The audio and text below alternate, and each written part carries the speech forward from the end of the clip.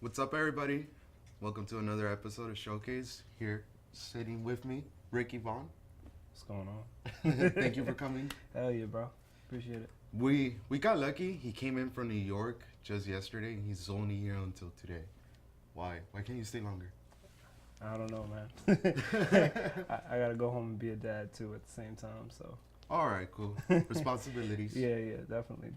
All right, so tell us how you got started with your sound, because you have a very unique sound too. Well, I mean, we can start back at the beginning. I started making hip hop production in '97. Mm-hmm. I was 15 at the time, so 32, 33 this summer. Right. So I started with hip hop production. From there up until about 2004, and then I took a break. After that, I think it was like maybe 2009, I found Justice and Boys Noise and who else? Like, what are those guys? Busy P and all those guys, like the Headbanger guys. Like, that stuff just blew my mind. You know, like, that was production that, like, me being a hip-hop producer, hearing that was just like, wow, there's no rules. Like, there's no, format. There's no standard. Like, these guys are just making stuff that they hear that is amazing. So it intrigued me, and that would got me back into making music, because at that point I didn't even care anymore about making music. I was just like, whatever, I'm not going to pursue this anymore.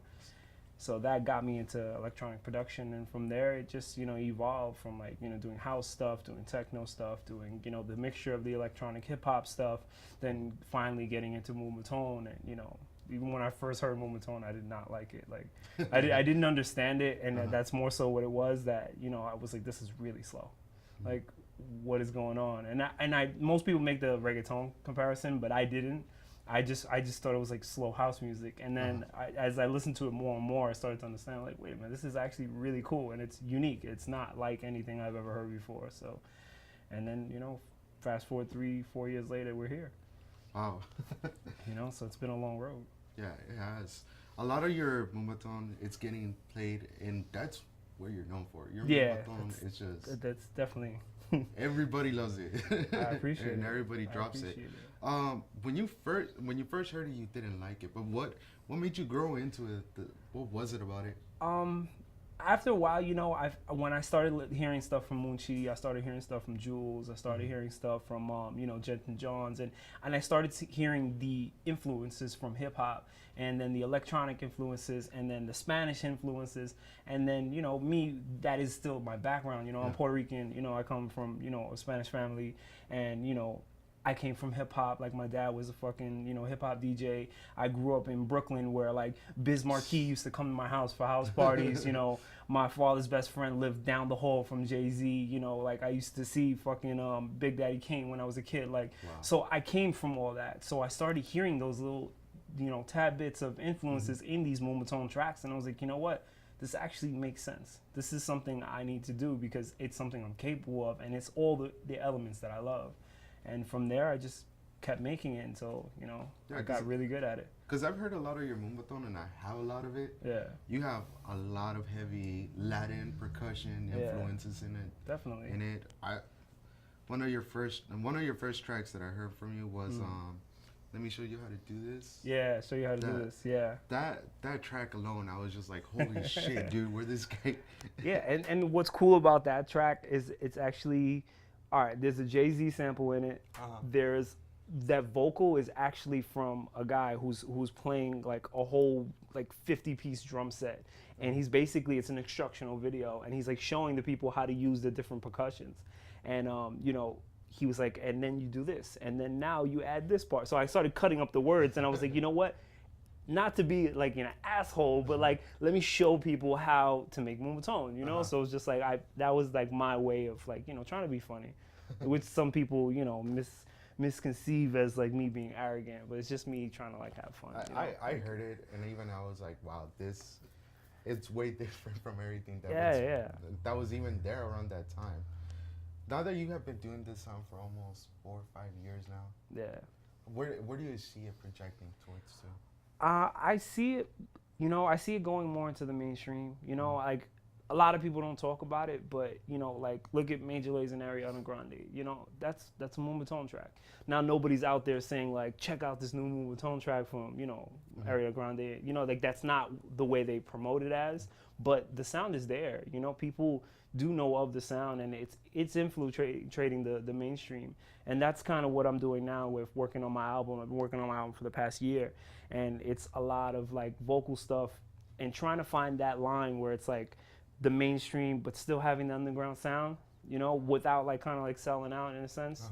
You know, so that's why I've been taking so long to put out what I'm doing, because I don't want to go too far into either side. I want to find that middle ground where I'm happy with it, and you know, I don't feel like I'm cheating the fans out of what they're expecting from me, you know, at the same time. So no, and I'm excited for the album because when you were here last time, I remember you told me you were like, I'm gonna come out with an album, but I'm gonna put in a lot of work into it. So I was like, oh wow, I can't wait to hear this. And I know that's gonna be out, and you're working on an EP also for release. I have an EP coming out in June, and that's like, I think it's gonna be 7 tracks. I think that's what we decided on with the label. It's gonna be 7 tracks. There's dance hall influences. There's, you know, Moombahton, obviously. There's a couple trap tracks on there that, you know, I mean, I not known specifically for my trap stuff, but you know, it is my background, and you know, it's what the tracks that I put out for like in the trap sense have been my biggest tracks as far as like, you know, on Beatport and stuff like that. Like I had 5 to 6 tracks that were in the top 10 on Beatport in the hip hop section. So, you know, those things do get, you know, their accolades as well. So I'm never gonna not do that. So I'm trying to mix it up and have like just a well-rounded EP as kind of like a teaser towards what we're doing with the album. You know, because the album is going to be, you know, way like light years ahead of what the EP is, you know? So like at this point, I'm pretty sure we have at least 60, 70 records that we're just like trying to decide what to do with. And I'm still making stuff daily, you know? So that's the other thing. So it's just changing constantly. Constantly until, you know, I find that where I'm like, this is what it is. You know, it's the best representation of me, and that's what I want to give people. I don't want to half-ass it. One thing that I love about you, you're always giving away music to the fans. That is great. A lot of artists nowadays, once they find their crowd, once they have their work done, and they're just releasing a track every once in a while, but you don't. That's really important. I noticed that a lot of people don't keep up with that. No, and you know, I honestly don't know what everybody's reason for it, but like the way I look at it is like, look, my fans support me, and I wouldn't be here without my fans. I wouldn't be able to travel and do these shows and even have a conversation with you if it wasn't for the fans. And at the end of the day, if I'm not feeding them with consistent content, then they don't have a reason to care about what I'm doing, you know?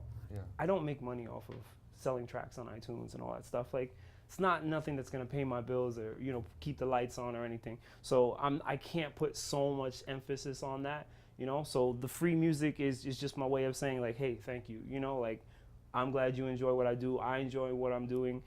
And take this, you know, this is all for you. And, you know, I'm not asking for nothing but support. That's it, you know, like, it's the biggest thing. And then if they want to buy the music, they can buy the music. If they want to steal it, I steal everybody's music. You know, it is what it is. If I really, really love an album, after hearing it, I'll go and buy it, you know? And that's just the age we live in now, where people, you know, that's just the way it is. Everything is so accessible that, you know, there is no value in a vinyl or a CD anymore. It's more of a personal thing where you have that connection to the music and you're collecting it for you, not like how it was in the mainstream where it was just like, oh, you had to have a CD. When the CD, there was no other way to get a CD of the music or a cassette. Even, you know, I remember buying my first cassette I ever bought was, you know, Notorious B.I.G., his first album.